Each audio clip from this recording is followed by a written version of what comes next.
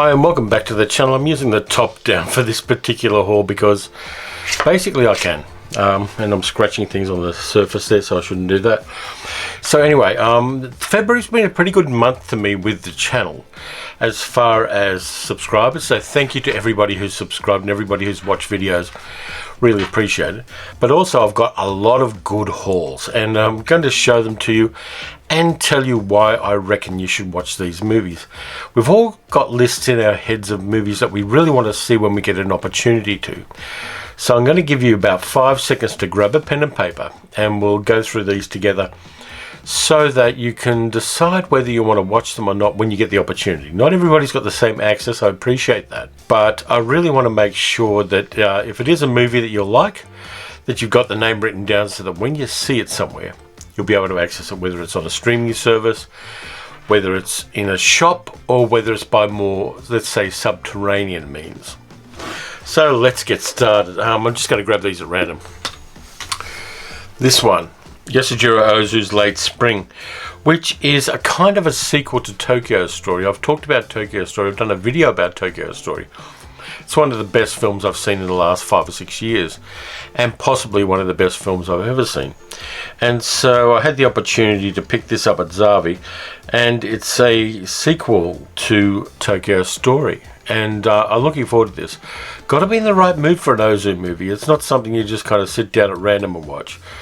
It is, for me at least, an event. It's an event kind of movie. And Late Spring is one I'm looking forward to. I'm going to get more Ozu movies over time. It's also, this disc's also got Only Son, the first sound film Ozu did. A powerful tale of sacrifice and hope set against the backdrop of Depression-era Japan. So I'm looking forward to that one as well. Yeah, this one, as was Tokyo Story, is about families.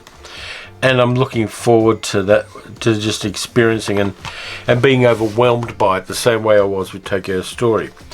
It's really, I'm trying to get more and more quality films in my collection. And this one is definitely one of those. And one that I really am looking forward to watching, as I said, when I'm in the right mood. Now let's move on to something a little lighter and a little kind of more frivolous, but still about an important subject. Billy Wilder film, and a lesser known Billy Wilder film, A Foreign Affair, which is from the late 1940s, stars Jean Arthur, Marlene Dietrich and John Lund.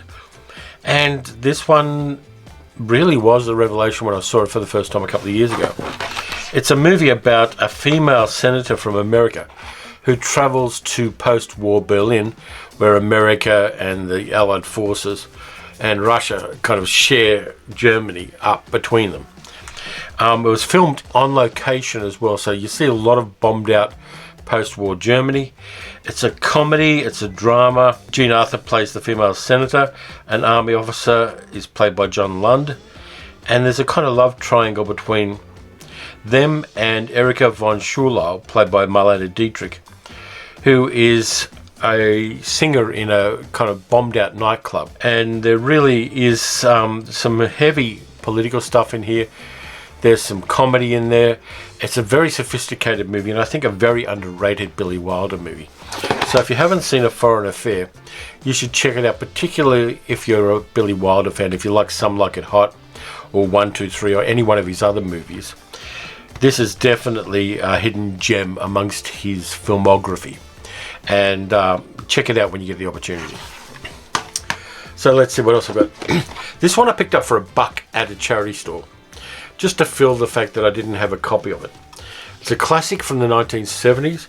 It was directed by Milos Forman, and it's One Flew Over the Cuckoo's Nest with Jack Nicholson. Getting a movie like this for $1 is just a steal. Though it was at a charity shop, it was at Savers, which is Diabetes Australia's charity shop. And it was pretty much the only good film there that I didn't already have. There are a lot of box sets of TV series, the way there often are in charity stores. But this is very much a bare-bones Australian release of it by Warner Brothers. It's got subtitles, and that's about it. Of course, you've got Louise Fletcher playing Nurse Ratched. You've got Will Sampson playing Big Chief. And you've got Randall P. McMurphy played by Nicholson. Going to revisit this one because I haven't seen it in a couple of decades. And it's a classic of Nicholson's career. And Really a fine film in its own right, and a tragedy as well. So there's that. Let's see, dig into the box a bit further. I'll put these ones together because they go together. I wanted these because I had a kind of dodgy bootleg version of them both, but I wanted this when Kino Lorber announced that they were putting it out. It is The Night Stalker with Darren McGavin on Blu-ray by Kino Lorber. It's a perfect transcription of the original, a 1972 television movie directed by John Llewellyn Moxey. It introduces us to Carl Kolchak, and Darren McGavin is on point all the way through. The supporting cast is really great too. You've got Claude Akins in there. Of course, you've got Simon Oakland playing Tony Vincenzo, Carl's boss. You've also got Kent Smith, who was in Cat People there, and Charles McGraw, and also Ralph Meeker, who was in Kiss Me Deadly. So the supporting cast is really good. And it's filmed on location in Las Vegas, apart from the studio pieces. And it works really well. And it's Carl Kolchak going up against a vampire played by Barry Atwater. There's a commentary by Tim Lucas in there. An interview with the director, John Llewellyn Moxey. An interview with the composer, Bob Colbert.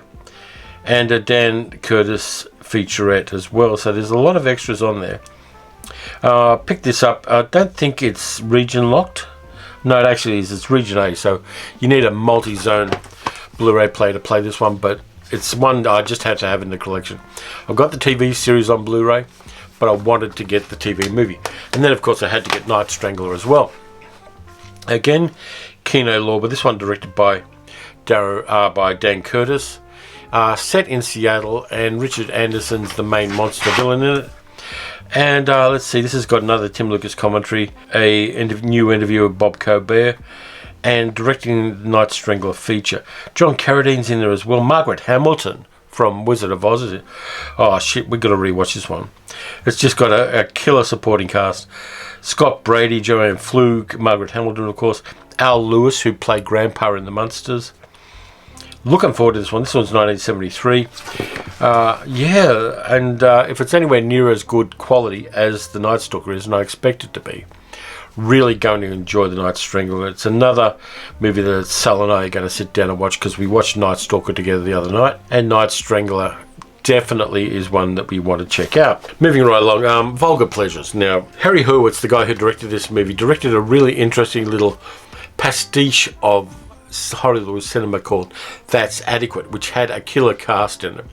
It had cameos from people like Bruce Willis, Robert Downey Jr., Jerry Stiller, Ann Mira, a whole bunch of people.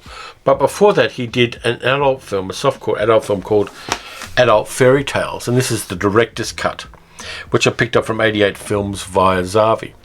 Now, I kind of like the 1970s for adult films because they had stories. If you look at anything, there's Opening of Misty Beethoven, which was a version of Pygmalion done as an adult film. There were just a whole bunch of adult films which had stories. There was, of course, the adult Alice in Wonderland, just a lot of them. And they've got a kind of sweet fun about them. And this one, with Linnea Quigley amongst other people, is kind of the usual kind of low-budget adult stuff.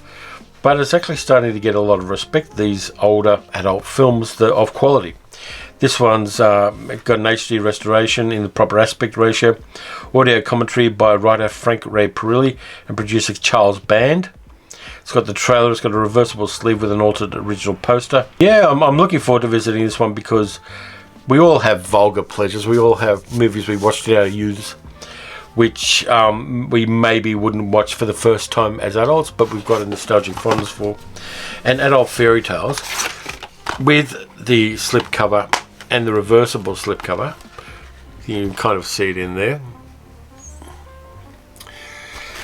Will be a lot of fun. I didn't pay a lot of money for it, and I think I will enjoy revisiting that one. I've got the gloves on because my fingernails are chewed to shit at the moment, so there we go. So we've got that one. Let's see. This one I've got because it's a classic. It gets mentioned in a whole bunch of documentaries about cinema, and I haven't seen it yet. It was filmed in Hollywood by German director F.W. Murnau, and it is Sunrise. Now, Scorsese mentions this one in his History of American Cinema, and I had to get a copy of it for that reason. Now, I'm not sure of the studio. I haven't heard it before. It's Accent. It's got a documentary on it by film historian R. Dixon Smith. It's got English intertitle cards. It's a silent film. It's basically a love story of people from the country who moved to the city. Yeah, I'm going to enjoy that one because I want to look more into the early history of cinema. And Murnau's Sunrise is one that's been recommended to me so many ways and so many times that I'm really going to have to get it. And I didn't pay very much at all for this one, and I'm quite pleased with it. Now we're going to go from the sublime to the action-packed and ridiculous. Man, this one is a sequel to a very fine horror movie of recent vintage. Train to Busan presents Peninsula. It's the sequel to Train to Busan. There was a prequel done as an animated film, but this is the sequel to it. It's the Studio Canal version, and yeah, all you need to know is South Korean zombies, fast zombies, not the slow ones, and wall-to-wall action. Let's see special features. It's got a making-of featurette, the action of the characters, the director of the sequel, Escape the Apocalypse. So let's see, 4 years after South Korea's total decimation in Train to Busan brings us Peninsula. The next chapter, a soldier who previously escaped from the diseased wasteland relives the horror when assigned to a covert operation on the quarantine peninsula with two simple objectives: retrieve and survive. That's all I need to know at this stage. Don't need to look at it anymore. I've seen the trailer and it's going to kick ass. Looking forward to watching that one. Nothing like a good, honest zombie horror movie. Now this one I've got to watch this week because I'm actually doing it for ABC Radio in 2 days' time. It's a movie I've seen before. It's one of my favourite musicals of all time, by one of my favourite directors of all time. Les Demoiselles de Rochefort, The Young Girls of Rochefort, starring Catherine Deneuve, Francois Dorliac, and Gene Kelly in his last good musical role. I'm not counting Xanadu because that was shit. Directed by Jacques Demy, set in the town of Rochefort on the west coast of France. And it's beautiful, kind of like The Umbrellas of Cherbourg, which is the movie he did before this with Catherine Deneuve, which is, all of the dialogue is sung in Umbrellas of Cherbourg. But Les Demoiselles de Rochefort is his love letter to American musicals of the post-war era. It's fantastic. It's got incredible dancing, incredible singing, and incredible soundtrack by Michel Legrand. And it also stars George Chakiris from West Side Story and Daniel Dario, who's like a legend of French cinema. I can watch this one repeatedly, and I often do, and it annoys the hell out of Sal when I do. But it's, by the way, if you're in Australia, this is currently on Stan, the streaming service, along with a whole bunch of other Jacques Demy movies, including The Umbrellas of Cherbourg, Lola, Bay of Angels, Donkey Skin. A lot of Jacques Demy films are on Stan at the moment, but this is the Blu-ray version. It's got a whole bunch of special features which I won't go into, but I'm looking forward to watching this on extremely high quality. I've got the DVD already, which I'm going to give away at some stage, maybe on the channel, maybe not, we'll see, because postage is horrible at the moment to anybody overseas. But I recommend Les Demoiselles de Rochefort, and if you're in Australia and you've got Stan, you can access it by sitting on your ass on the couch. So I've got that, and then I got a documentary by and about Jacques Demy's wife, the director Agnès Varda, and it's Varda by Agnès, which I haven't seen yet. I've heard about it.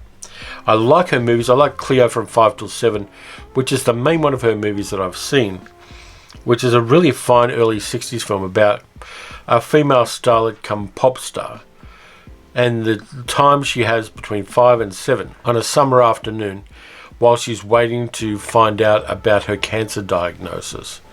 It really is a fantastic tour de force movie. If you haven't seen Cleo from 5 till 7, you're missing out. And this one I want to see because I want to know more about the director. I want to know more about how she sees the world. Yeah, it's one that I'm going to go in there just to increase my knowledge of particularly French cinema, but world cinema in general. And I expect to love it. I like that there she is as a quite elderly lady sitting on a beach with a whole bunch of seagulls around her. Quite fun. It's a dual format edition too, which means I've got the DVD and I've got the Blu-ray, so I always like that in case one of them goes a bit bung over the years. So I've got that. This one, Joseph L. Mankiewicz, A Letter to Three Wives, female-oriented movie. Yeah, I don't know too much about that. I know Mankiewicz did Barefoot Contessa and All About Eve, so I thought I'd get this one. Again, this is a dual format edition. It's from 1949. Black and white, starring Jean Crane, Linda Darnell and Ann Southern. I want to kind of hold off on knowing more about it as well. Again, it's that Eureka Masters of Cinema series, which I dip into when I go onto Zabi's website and find some really interesting things quite cheaply. You get a little booklet in there with one of the movie posters on it. Kirk Douglas is in there as well, in a very early role. So yeah, looking forward to that. As I said, dual format DVD and Blu-ray, which I always appreciate. The box of to-be-watched videos, by the way, is getting bigger, so I'm really going to have to do something about that, and probably record it for the channel as well. So there's that. There is this one, which is the original and the best. Ignore the Baz Luhrmann version. You want the original Moulin Rouge movie. Directed by John Huston, starring Jose Ferrer, Zsa Zsa Gabor and Colette Marchand. It's beautiful. It's a beautiful evocation of that Belle Epoque era when Henri Toulouse-Lautrec, played by Jose Ferrer, was wandering around the Moulin Rouge and other places like that. It's got a beautiful vitality to it. It's very much something special. I've only seen quite bad copies of this, so I'm looking forward to a decent copy and watching a decent copy of this. It really is, it's kind of like French Can-Can. French Can-Can, the Jean Renoir film, is about pretty much the same thing but somewhat different. But I'm looking forward to this, and I know that Jose Ferrer is fantastic in this because I remember his Toulouse-Lautrec being quite poignant and wonderful in the same way his Cyrano de Bergerac was in the 1950 film that got him the Best Acting Oscar. Again, it's another one I'm looking forward to, and a nice find on Zavi again. The last one is very much different than all the ones before. It's a box set called He Came from the Swamp, the William Grefé collection.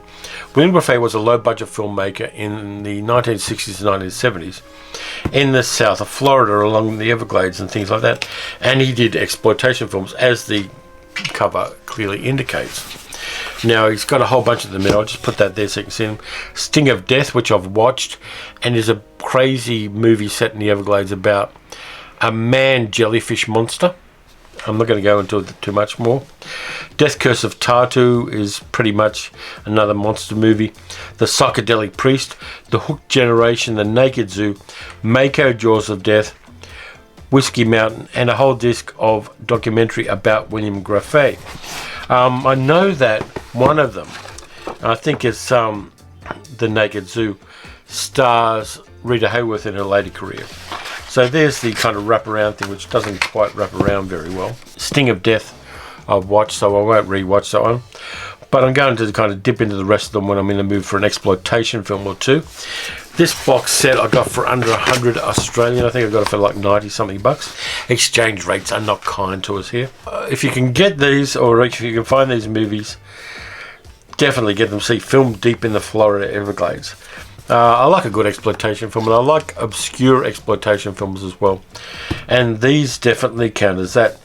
Arrow Video put this out, and Arrow Video always does a nice box set of anything they do. Exploitation films are a lot of fun. I think I've got a delivery man at the front, but I'll see. Anyway, thank you for watching. There are all of the videos again. Like I said, enormous haul this time around. And very much a whole bunch of different films too. There's a hell of a lot of variety in there, and I like that in my movie viewing. So anyway, thank you very much for watching. As always, please subscribe and like and leave a comment and hit the notification bell if you like it. I'll be back on Saturday with another video. So in the meantime, look after yourselves. Wear a mask. Get the jab. Follow the signs. Watch good movies. Watch bad movies. Take care. And the man in the delivery truck just left something in my letterbox, so I better go and get that. Take care of yourselves, and I'll see you later.